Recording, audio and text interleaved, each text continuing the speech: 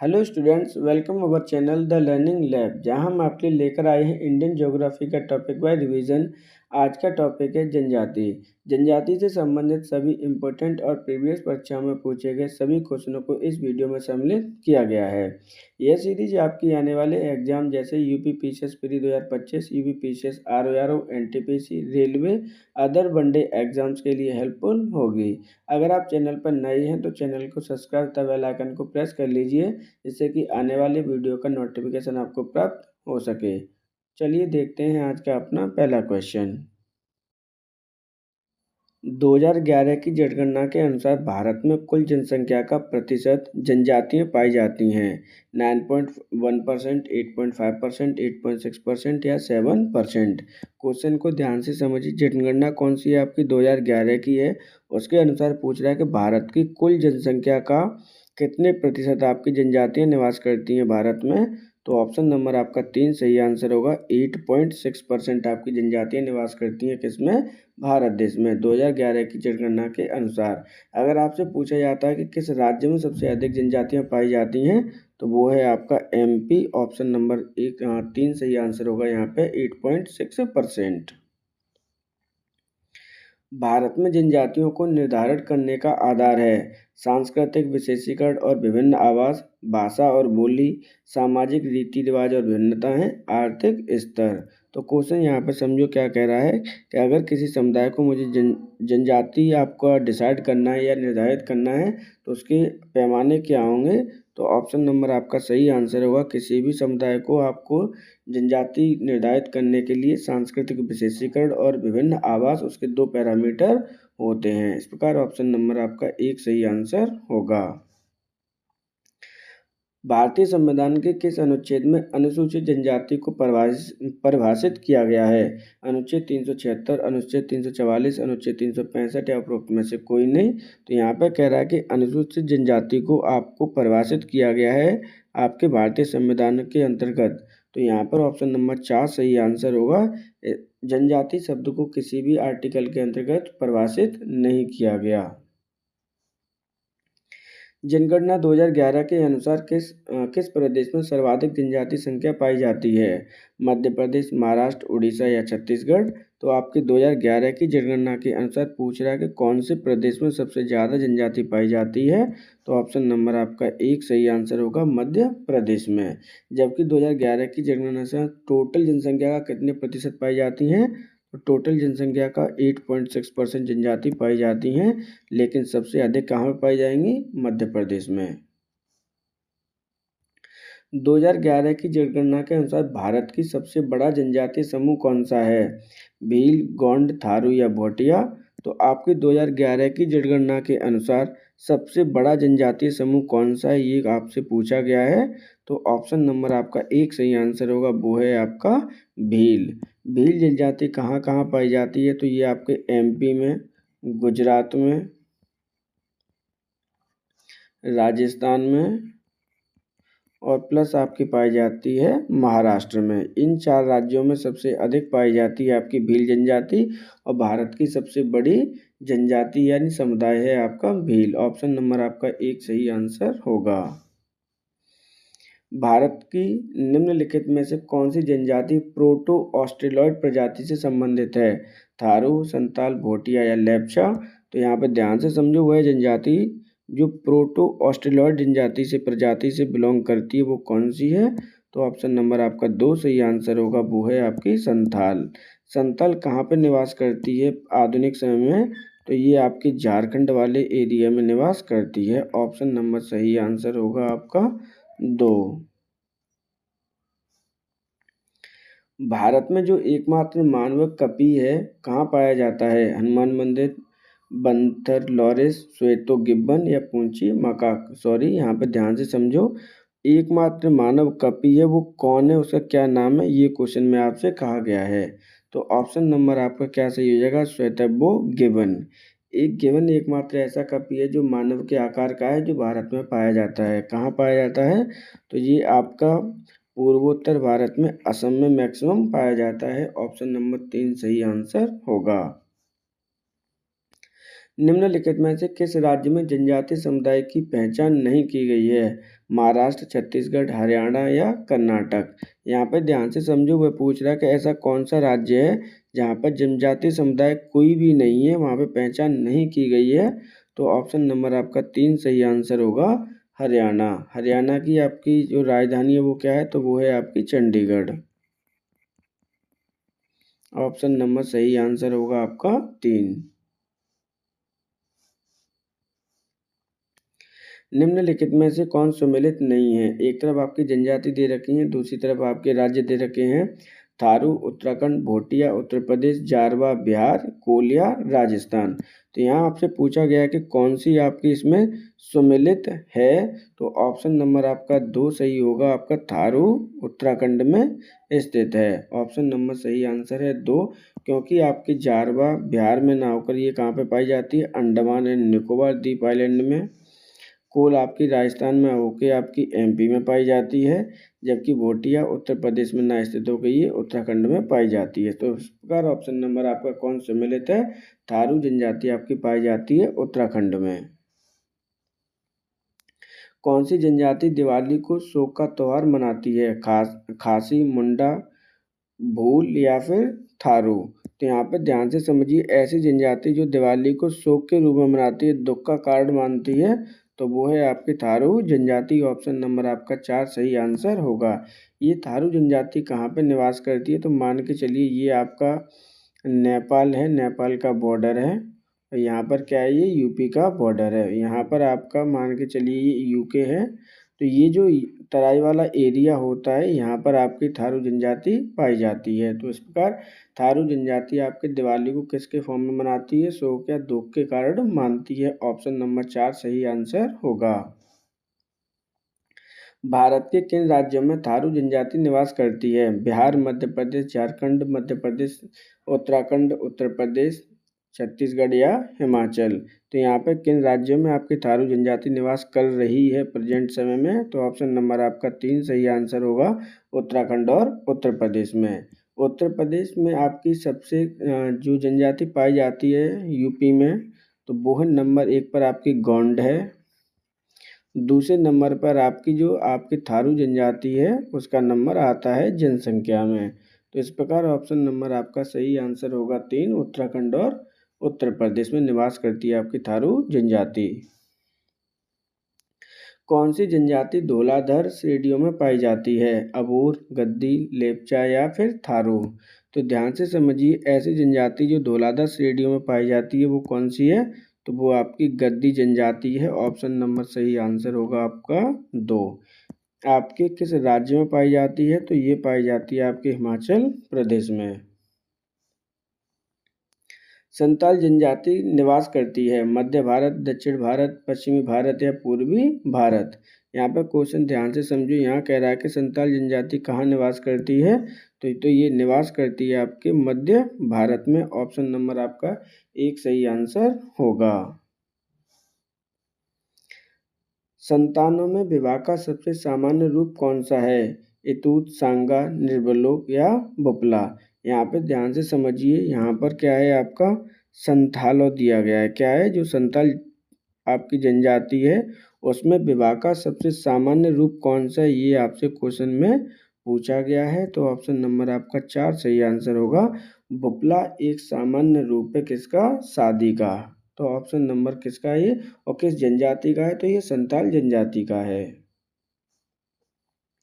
निम्नलिखित में से कौन सम्मिलित नहीं है? ऑप्शन 1 जनजाति राज्य दे रखे हैं आपको, भील, गुजरात, जौनसारी, उत्तराखंड, खासी, मेघालय, संताल, छत्तीसगढ़। तो यहाँ पे पूछा जा रहा है कि कौन सा आपसे सम्मिलित नहीं है। ध्यान से इस क्वेश्चन को आपको समझना है। ऑप्शन नंबर आपका 4 सही आंसर होगा। संताल आपकी छत्तीसगढ़ में ना स्थित होकर कहाँ पाई जाती है? ये आपकी झारखंड में पाई जाती है।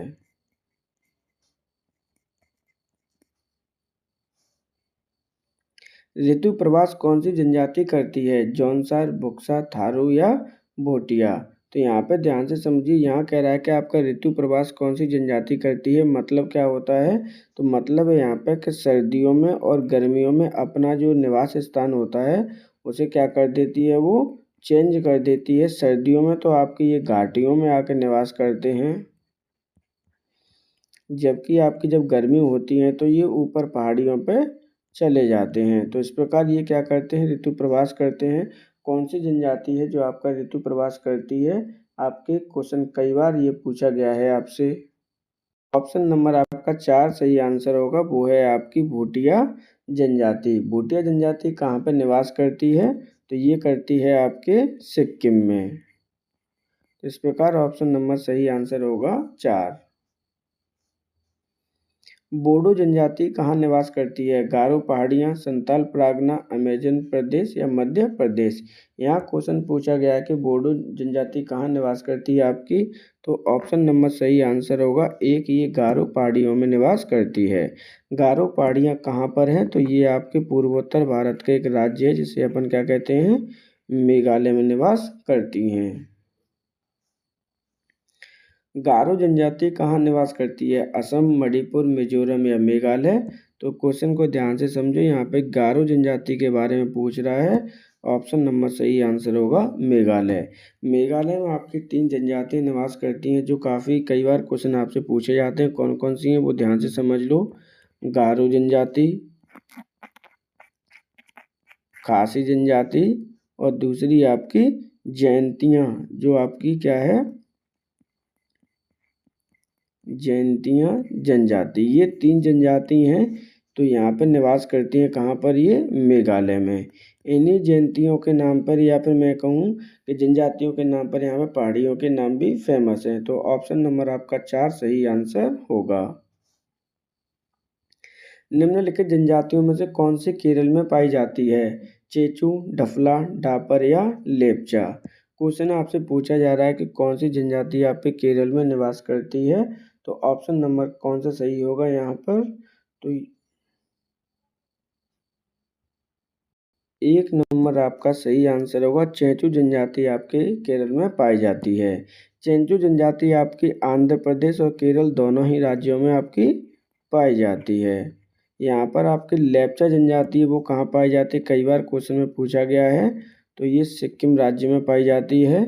जबकि जो डफला जनजाति है वो किस राज्य में पाई जाती है? तो ये आंध्र प्रदेश में पाई जाती है। और जो डाफर है आपकी, वो गुजरात राज्य में पाई जाती है। इम्पोर्टेंट है इसलिए इनको एक्सप्लेन किया गया है, कई बार ये आपसे पूछी गई हैं वनडे एग्जाम में। तो ऑप्शन नंबर कौन सा सही होगा? केरल में पाई जाती है आपकी चेंचू। टोडा जनजाति कहाँ निवास करती हैं? अरावली पहाड़ी पर, विंध्याचल पहाड़ी पर, नीलगिरी पहाड़ियों पर या मध्य प्रदेश में। तो यहाँ पर टोडा जनजाति के बारे में आपसे पूछा गया है। तो ये निवास करती है आपकी नीलगिरी पहाड़ियों पर। ऑप्शन नंबर आपका 3 सही आंसर होगा। नीलगिरी पहाड़ियाँ कहाँ पर स्थित हैं? तो बेसिकली ये तमिलनाडु में स्थित हैं। ऑप्शन नंबर आपका सही आंसर होगा 3। जनजातियों में कौन बहुपति विवाह का प्रथा को मानता है? कादर, टोंडा, मुंडा या भील। यहाँ पर ध्यान से समझो, क्वेश्चन कह रहा है कि ऐसी जनजाति जो बहुपति विवाह को मानती है, वह कौन सी जनजाति है? ऑप्शन नंबर आपका 2 सही आंसर होगा, टोडा जनजाति। टोडा जनजाति कहाँ पर निवास करती है? तो ये आपके तमिलनाडु में जो स्थित है, क्या, नीलगिरी की पहाड़ियाँ, वहाँ पर ये स्थित है। ऑप्शन नंबर आपका 2 सही आंसर होगा।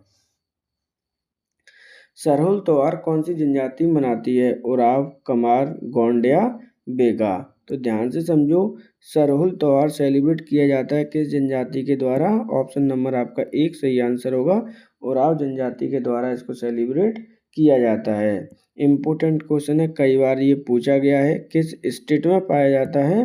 तो ये आपके झारखंड में इसको सेलिब्रेट करते हैं। ऑप्शन नंबर सही आंसर होगा 1, उराव जनजाति के द्वारा सरहुल त्योहार सेलिब्रेट किया जाता है।